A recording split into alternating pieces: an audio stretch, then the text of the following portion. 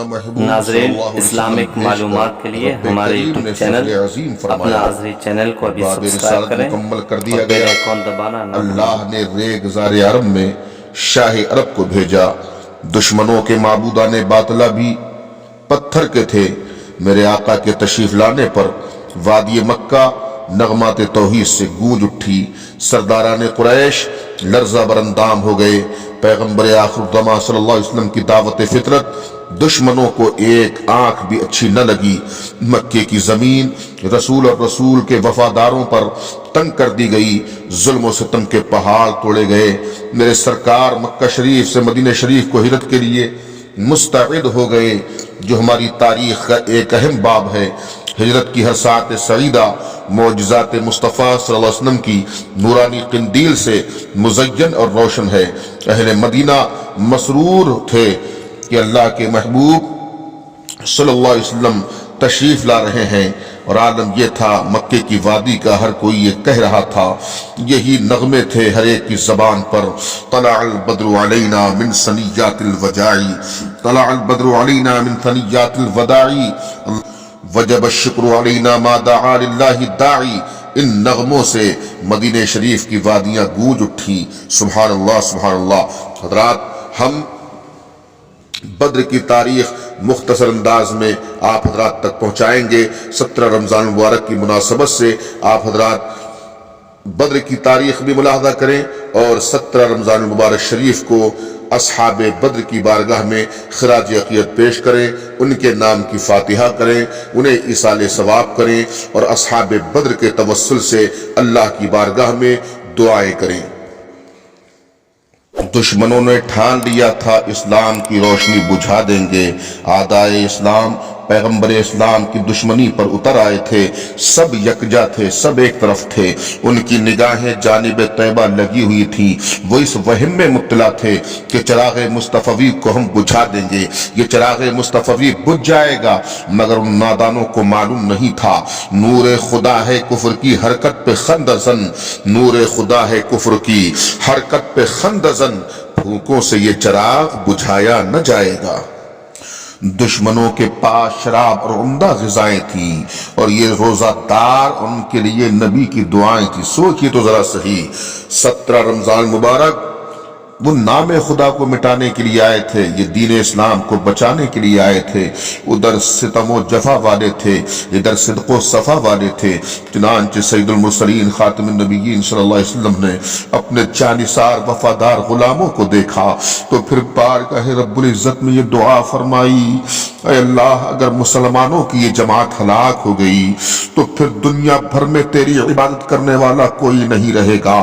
17 رمضان مبارک کو ذرا غور کیجئے، روزے کا عالم ہے، سب روزے سے ہیں، دشمنوں کے پاس شرابیں ہیں، عمدہ غذائیں ہیں، لیکن کیا تھا؟ ان کو اللہ اور اس کے رسول پر بھروسہ تھا، رسول اللہ کی دعائیں ان کے ساتھ میں تھی۔ روزے کے عالم میں جنگ کا معاملہ، اللہ اکبر! سوچئے تو ذرا صحیح، اگر اغیار نے ان کو جہاں سے محو کر ڈالا، قیامت تک نہیں پھر کوئی تجھ کو پوچھنے والا۔ میرے سرکار صلی اللہ علیہ وسلم نے دعا فرمائی، آقا کی چشمان مبارکہ سے آنسو نکل رہے ہیں، اللہ کی بارگاہ میں میرے سرکار اس طریقے سے دعا کر رہے ہیں، اے اللہ، اگر مسلمانوں کی یہ جماعت ہلاک ہو گئی تو پھر دنیا بھر میں تیری عبادت کرنے والا کوئی نہیں رہے گا۔ 313 جانثاران اسلام 1000 سپاہ سے لڑنے کے لیے پرعزم تھے۔ نبی کریم صلی اللہ علیہ وسلم دعا کرنے لگے، سرکار صلی اللہ علیہ وسلم صفیں درست فرما کر عریش میں تشریف لے گئے۔ سیدنا صدیق اکبر رضی اللہ تبارک و تعالیٰ عنہ آپ کے ساتھ تھے۔ دشمنوں نے یہ ٹھان لیا تھا، دشمنوں کی یہ پلاننگ تھی کہ صفحہ ہستی سے اسلام کو مٹا دیں گے، بانی اسلام کا بائیکاٹ کر دیں گے، ہم جو ہے مذہب اسلام کو نیچا دکھائیں گے، اسلام کے ماننے والوں کو نیچا دکھائیں گے۔ آج ہماری جیت ہوگی، یہ ہار جائیں گے، ہم اپنے مقصد میں کامیاب ہو جائیں گے۔ لیکن سوچئے، غور کیجئے، نبی کریم صلی اللہ علیہ وسلم نے قبلہ رو ہو کر بارگاہ خداوندی میں دعا کی۔ اس کے بعد میرے سرکار پر غنودگی طاری ہو گئی۔ جب بیدار ہوئے میرے سرکار تو فرمایا ابو بکر بشارت ہو، اللہ کی مدد آ گئی، اللہ کی نصرت آ گئی۔ حضرت جبریل گھوڑے پر سوار باغ پکڑے ہوئے آ رہے ہیں۔ قرآن کریم نے اس امداد ربانی کا تذکرہ اس طرح فرمایا ہے، اذ تستغیثون ربکم فاستجاب لکم انی ممدکم بألف من الملائکۃ مردفین۔ جب تم اپنے رب سے مناجات کر رہے تھے تو اس نے تمہاری دعا قبول فرمائی، بے شک میں تمہاری مدد پے در پے 1000 فرشتوں سے کرنے والا ہوں۔ چنانچہ پہلے 1000 فرشتے آئے اور پھر 3000 آئے اور پھر ان کی تعداد 5000 ہو گئی۔ سبحان اللہ، سبحان اللہ، یہ ہے امداد ربانی۔ حق غالب آ گیا، جنگ ہوئی، کثیر پر قلیل غالب، کثیر پر قلیل جماعت جو ہے، قلیل جماعت غالب ہو گئی۔ کثیر جو ہے، کثیر لوگوں نے، کثیر جماعت نے جو ہے بڑی شرمندگی اٹھائی۔ کثیر جماعت پر قلیل جماعت غالب ہو گئی۔ کفر نے وہ زخم کھائے جس کے نتیجے میں اسلام کا قصر رفیع مستحکم ہو گیا۔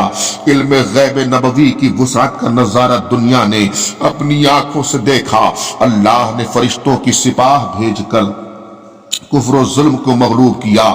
جو سازشوں کے خوگر تھے ان کی موت اسلام کی شوکت و صدوت کا پیغام بن گئی۔ ان کی نسلوں نے اسلام قبول کیا۔ اسی لیے تو اعلیٰ حضرت امام عشق و محبت الشاہ امام احمد رضا فاضل بریلوی ان پیاروں کے تعلق سے جنہوں نے میدان بدر میں قربانیاں دی تھیں، اسلام کی عظمت کا جھنڈا لہرایا تھا، اپنی جانیں قربان کی تھی، اعلیٰ حضرت امام عشق و محبت۔ اسی لیے تو کہتے ہیں جا نثاران بدر و احد پر درود، جا نثاران بدر و احد پر درود، حق گزاران بیعت پہ لاکھوں سلام۔ میرے سرکار نے جو دعا کی تھی وہ باب اجابت سے ٹکرا گئی۔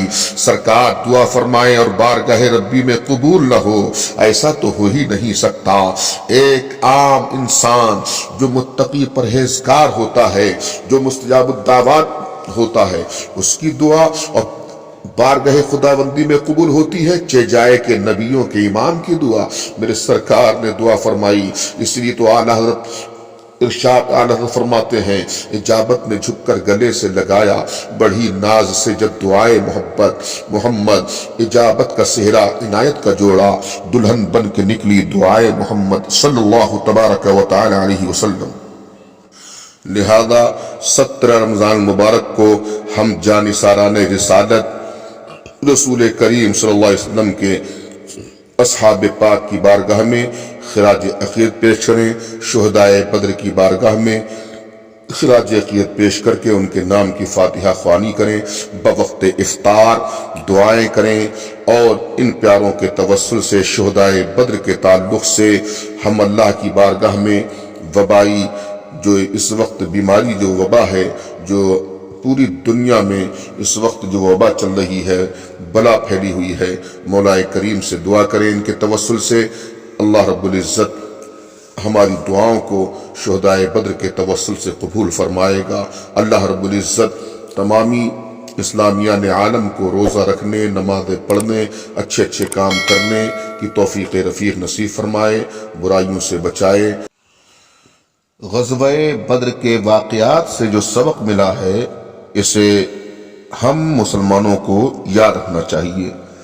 وہ سبق یہ ہے کہ ہم مخلص، متقی، پرہیزگار مسلمان بن جائیں تو یقیناً اللہ رب العزت اپنے مخلص، متقی، پرہیزگار مومن بندوں کی مدد فرماتا ہے اور دنیا کی بڑی سے بڑی طاقت و قوت پر ان کو غالب کر دیتا ہے۔